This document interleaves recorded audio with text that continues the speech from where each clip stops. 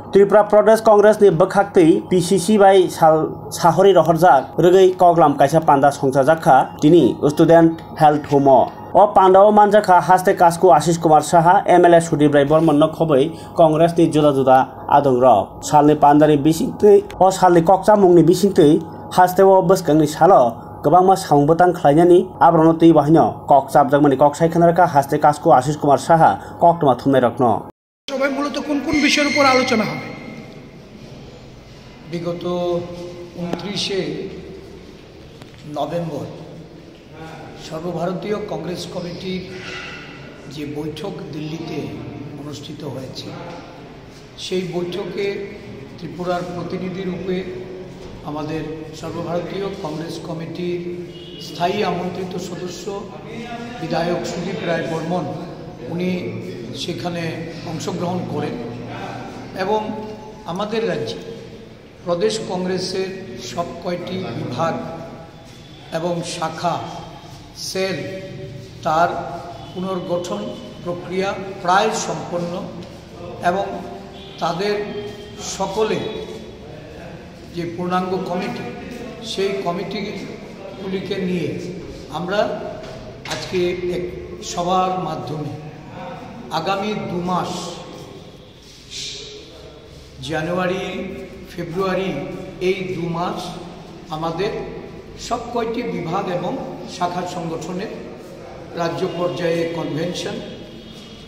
বিভিন্ন প্রকাশ্য সমাবেশ এই রাজ্যের মানুষের তাদের বিভিন্ন দাবি দাওয়া এগুলি নিয়ে একটা কর্মসূচিতে আমরা যাচ্ছি তার যে রূপরেখা আজকে এই সভা থেকে আমরা এটা চূড়ান্ত করব এবং জানুয়ারি মাসের প্রথম সপ্তাহ থেকে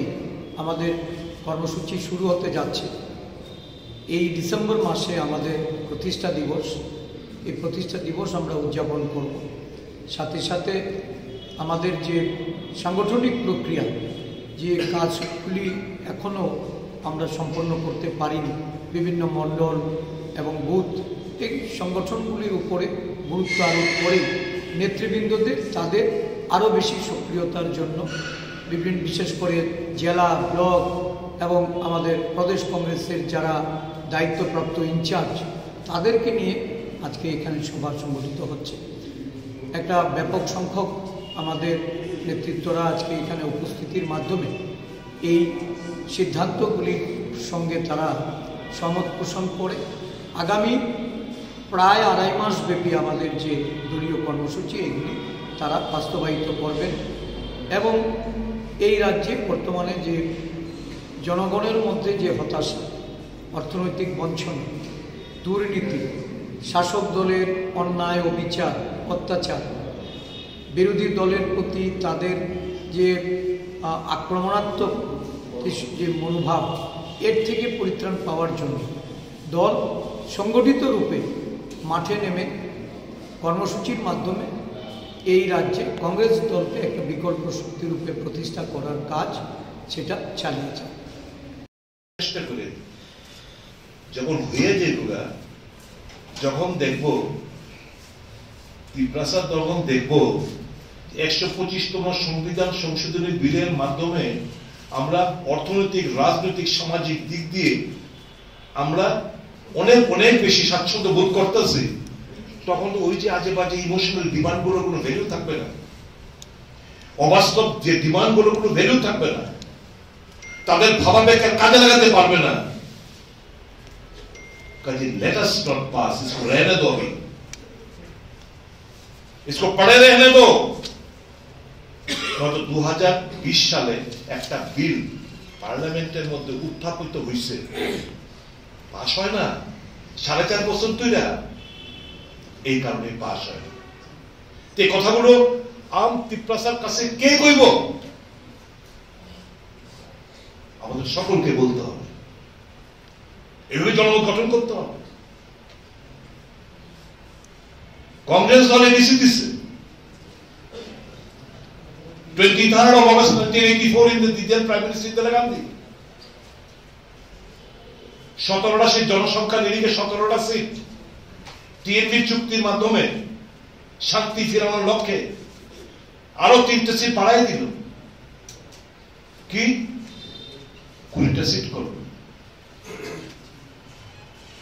কাজের অধিকার দিল, খাদ্যের অধিকার দিল, শিক্ষার অধিকার দিল। সত্য কংগ্রেস এই বিজেপি প্রায় কত বছর, 6.5 বছর রাজ্যে এবং কেন্দ্রে তো প্রায় 11 ইয়ার্স।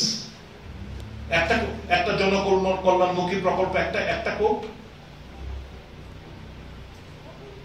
একটা প্রকল্প হোক, আদিবাসী হোক, সারা ভারতবর্ষের মানুষের জন্য হোক, একটা প্রকল্প বনাধিকার আইন কংগ্রেস করলো কি? এখন দেখি রাস্তা লোক করে রুল সেটেলমেন্টের যারা লোকেরা, তারা তাদের ডিমান্ড ইমপ্লিমেন্ট হইতেছে। Surrender extremist